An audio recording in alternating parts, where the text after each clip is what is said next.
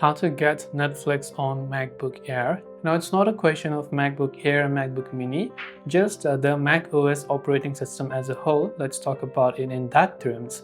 So whenever you went ahead and opened up your App Store on your macOS and then you search for Netflix, you can see we do not have the search result for Netflix. Now, Netflix used to be available before as a separate application, but now it's no longer a separate application, as you can see.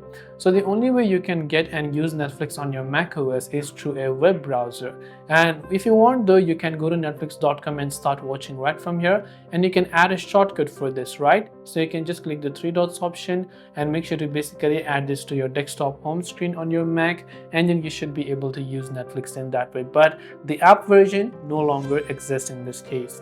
So I hope the video pretty much helped you understand. If you have got any further questions, feel free to leave them down below. Thank you for watching till the very end of the tutorial, and see you soon in our next video.